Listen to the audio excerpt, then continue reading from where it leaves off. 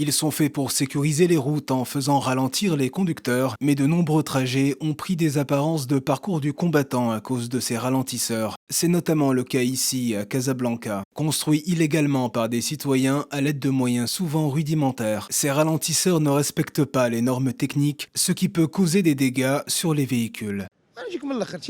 Il faut dire les termes, cela fracasse nos voitures, les roues, les amortisseurs, tout y passe. Le nombre de ralentisseurs a augmenté. Il faut laisser l'État se charger de cela. Les dodanes réalisés par l'État sont bien.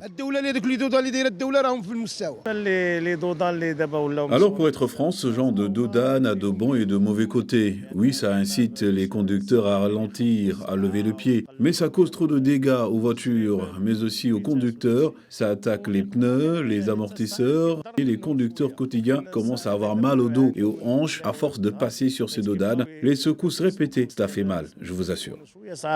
Face à cette prolifération de ralentisseurs, les habitants locaux protestent. Et d'un point de vue légal, la construction d'un obstacle sur la chaussée sans autorisation représente une infraction.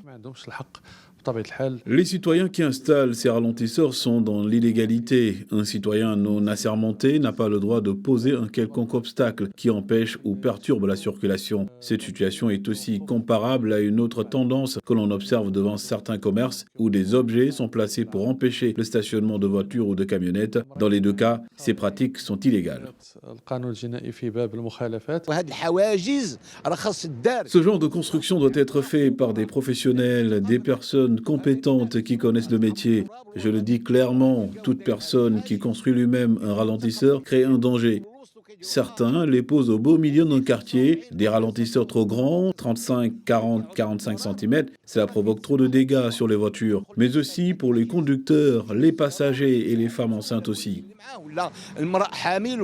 Pour ces intervenants, le discours est clair. Rétablir l'ordre dans les rues de Casablanca ne se fera pas à coups de béton improvisé, mais par la voie de l'ingénierie spécialisée afin de garantir la sécurité de tous.